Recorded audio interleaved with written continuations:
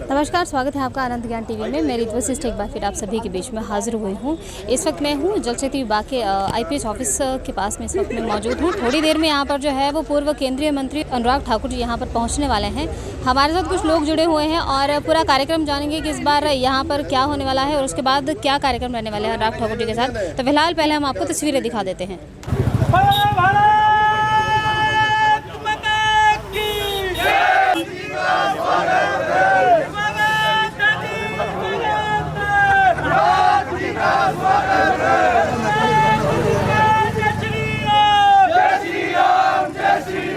तो हमारे साथ महिलाएं भी हैं और पुरुष भी जुड़े हुए हैं। तो शुरुआत करेंगे। मैम नमस्ते, आप पहले नाम बताइए अपना। नमस्कार, मैं रीना चौधरी, भाजपा महिला मोर्चा मंडल अध्यक्षा नगरोटा बगवा। जैसे कि हम यहाँ पे आज हमारे युवा शक्ति, जिसको हम पूरे देश में जानते हैं युवा शक्ति के रूप में, अनुराग ठाकुर जी हमारे बड़े भाई आज हमारे बीच आ रहे हैं। उस संदर्भ में हम सब यहाँ इकट्ठे हैं उनका स्वागत करने के लिए, और हमारे सभी कार्यकर्ताओं में बहुत ही खुशी और हर्ष है कि वो आज नगरोटा में पधार रहे हैं। जी। तो सर आपसे भी बात करेंगे कि किस तरह के कार्यक्रम जो हैं वो इस वक्त अनुराग ठाकुर के रहने वाले हैं। सबसे पहले तो अनंत ज्ञान चैनल का बहुत बहुत आभार कि आप यहाँ पे आए, आपका बहुत बहुत स्वागत। आज हमारे पूर्व में रहे केंद्रीय मंत्री श्री अनुराग ठाकुर जी और वर्तमान में सांसद श्री अनुराग ठाकुर जी हमारे मध्य में जीतने के बाद पहली बार नगरोटा बगुआ में पधार रहे हैं। हम उनके स्वागत के लिए यहाँ पे तत्पर आंखें बिछाए बैठे हैं। आज हमारे नगरोटा में जो खेलो इंडिया प्रोग्राम के तहत आज नेशनल लेवल टेनिस प्रतियोगिता का यहाँ पे शुभारंभ तो हो गया है, पर समापन होने जा रहा है। तो यहाँ पे जो है वो हमारे पूर्व में रहे खेल मंत्री खेलो इंडिया प्रोग्राम के तहत यहाँ पे समापन में आए हैं, और यहाँ से ये जो हमारा रेनबो इंटरनेशनल स्कूल में जो खेलो इंडिया प्रोग्राम चल रहा है, टेनिस की प्रतियोगिता चल रही है, और इसमें जो है वो नेशनल लेवल की रैंकिंग जो है वो टेनिस प्रतियोगिता में दी जाएगी। तो ये हमारे हिमाचल के लिए बहुत बड़ी गर्व की बात है कि टेबल टेनिस प्रतियोगिता के लिए अगर हिमाचल को नेशनल लेवल के ऊपर चुना गया तो ये हमारे लिए हिमाचल वासियों के लिए बहुत बड़े गर्व की बात है, और जिसका समापन हमारे पूर्व में रहे केंद्रीय मंत्री अनुराग ठाकुर जी जिसका समापन करने आ रहे हैं, ये अपने आप में और ही बड़ी बात हो सकती है। तो आज हम उनके यहाँ आगमन पर उनके स्वागत के लिए सभी नगरोटा के जो कार्यकर्ता हैं उनके स्वागत के लिए आंखें बिछाए बैठे हैं, और हम उन्हीं का इंतज़ार कर रहे हैं। जी, बहुत बहुत धन्यवाद जी। तो आपसे पूछना चाहूँगी कि जो अभी अनुराग ठाकुर आ रहे हैं, तो यहाँ के लोगों के लिए क्या आप चाहते हैं कि अगर वो 2 मिनट आपको दे दें यहाँ जब आप स्वागत कर रही हैं तो?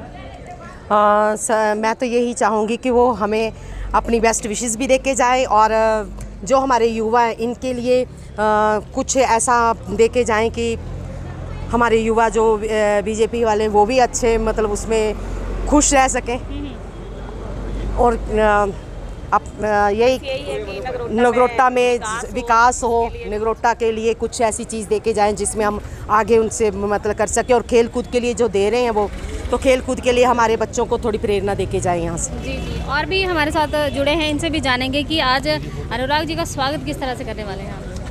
नमस्कार, आज भारतीय जनता पार्टी नगरोटा के कार्यकर्ताओं में भारी खासा उत्साह दिख रहा है। आज चुनाव के बाद जो अनुराग ठाकुर जी हमारे बीच पहली बार आ रहे हैं, तो हमारे युवा मोर्चा, महिला मोर्चा और मंडल कार्यकारिणी के जितने भी कार्यकर्ता हैं सब में भारी उत्साह है। और जैसे कि आपने पूछा कि क्या दे के जाएंगे, अगर वो हमारे बीच 2 मिनट का समय बिता के जाएंगे, हमारे लिए वो भी बड़ी एक बहुत सौगात है, क्योंकि इतने बड़े जो भविष्य के नेता हैं, कल को हम उनको भावी प्रधानमंत्री के रूप में देखते हैं, तो उनके साथ थोड़ी देर अगर हम समय बिताएंगे तो हमारे लिए बहुत बड़े गर्व की बात है।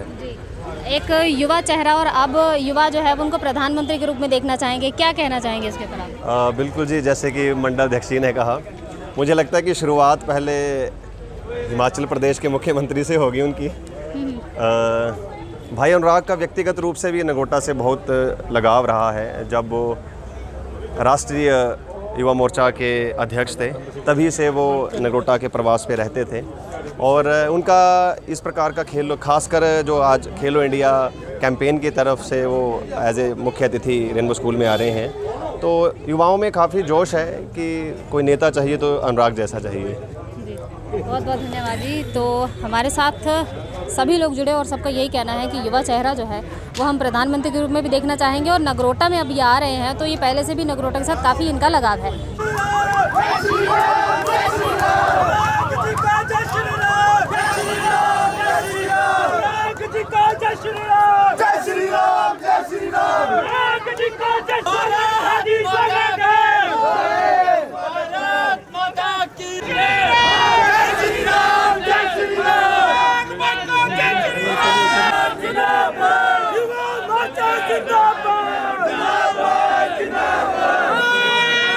हर मोर्चे पे प्रदेश सरकार असफल रही, नाकाम रही।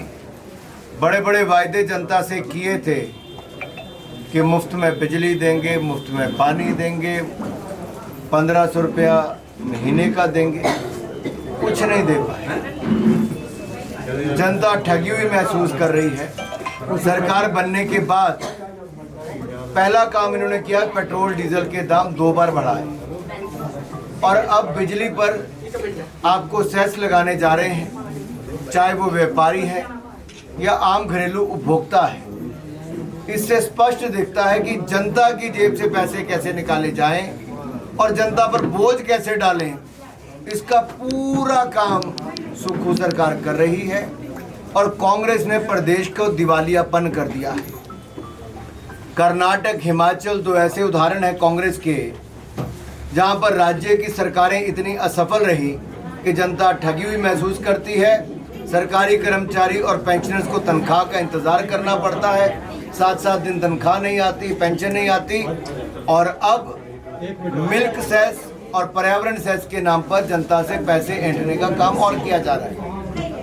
जिस प्रकार से अनुज सिंह ने जो कहा कि उनको जो आवाज़ उठाई हिंदुत्व को लेकर, तो उन्हीं की कांग्रेस की पार्टी के लोगों ने उनको जो अब मुंह बंद रखना कहा। सच्चाई से मुंह नहीं फेर सकते। और सच्चाई ये है कि आज कांग्रेस के ही मंत्री को आवाज़ उठानी पड़ी, और इसलिए उठानी पड़ी क्योंकि वहाँ पर जो डेमोग्राफी बदल रही है वो स्थानीय जनता को बिल्कुल मंजूर नहीं। जिस तरह से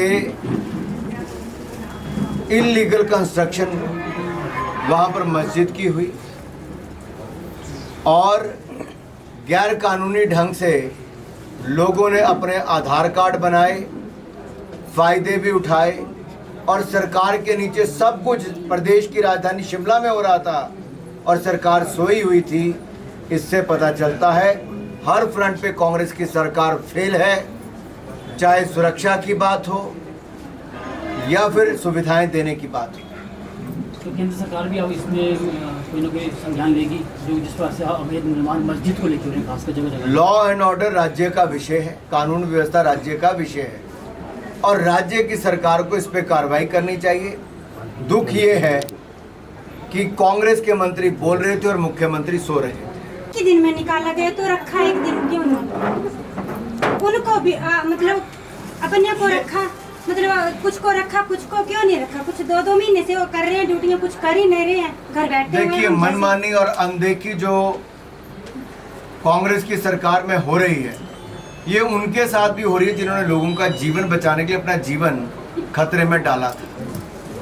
और दुख इस बात का है कि जनता आवाज़ उठाती है लेकिन सरकार ने कान बंद कर रखे हैं, सुनने की कोई मंशा उनकी नहीं दिखती है और निर्णय लेने में तो उनको अब एक कदम लेते हैं तो 4 कदम पीछे लेते हैं।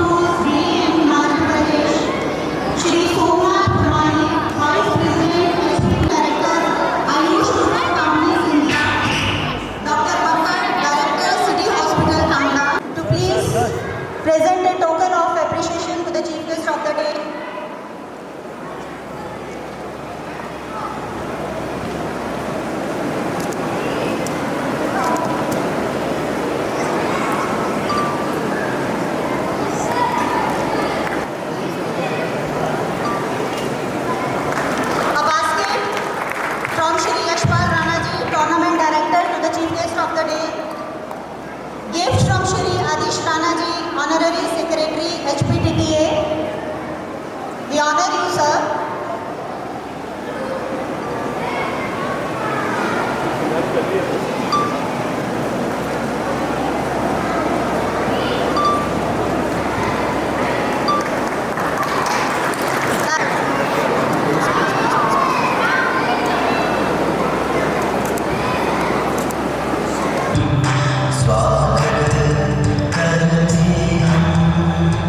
समारोह में मंच पर उपस्थित सभी आदर योग्य अतिथिगण, देश भर के कोने कोने से आए हुए सभी match referees, match officials, school के सभी अध्यापकगण, नॉन टीचिंग स्टाफ, सभी कोचेस, पेरेंट्स एंड स्टूडेंट्स और मेरे प्रिय खिलाड़ी। सबसे पहले तो मैं नन्हे खिलाड़ियों की देवभूमि हिमाचल प्रदेश में national ranking table tennis championship में आपका बहुत बहुत स्वागत और अभिनंदन करता हूँ। यहाँ पर एक के बाद अनेक चैंपियनशिप और टूर्नामेंट्स हो रहे हैं। मैं अभी कह रहा था समिति से और चोपड़ा जी से कि पहले हॉल नहीं था, सुविधाएं नहीं थी, तो टूर्नामेंट नहीं।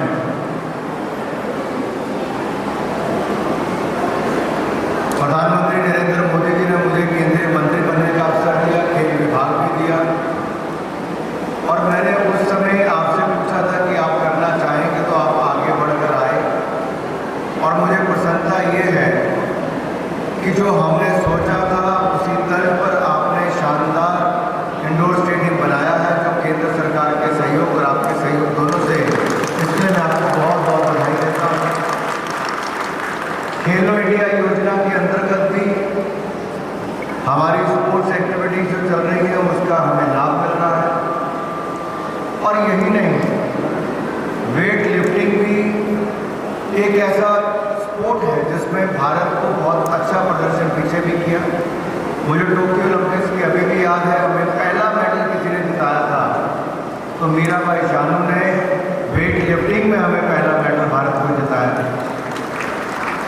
अभी हाल ही में पैरालंपिक्स खत्म हुई पेरिस में, और पैरालंपिक्स 2024 में भारत ने आज तक के सबसे ज़्यादा अपने मेडल, कभी अवसर ही नहीं मिला। हम लोगों ने उसको आइडेंटिफाई किया, पिक किया, ट्रेन किया। आर्मलेस आर्चर है, उसकी दोनों बाजू नहीं, जन्म से नहीं, और उसके बाजू को आर्चरी करती है। आप कल्पना कीजिए, तीरंदाजी आपको दोनों बाजू आप तीरंदाजी कैसे कर सकते हैं, लेकिन शीतल देवी करती है। उसने एशियन गेम्स में गोल्ड मेडल जीता था, और अभी पेरिस पैरालंपिक्स में टीम इवेंट में गोल्ड मेडल जीता है। हर जगह बहुत सारी संभावनाएं हैं। खेलों में बेटियां बहुत अच्छा कर रही हैं। पिछले 2 साल पहले जब हमने खेलो इंडिया यूथ गेम्स करवाए तो हरियाणा के पंचकुला में थे। उस समय 12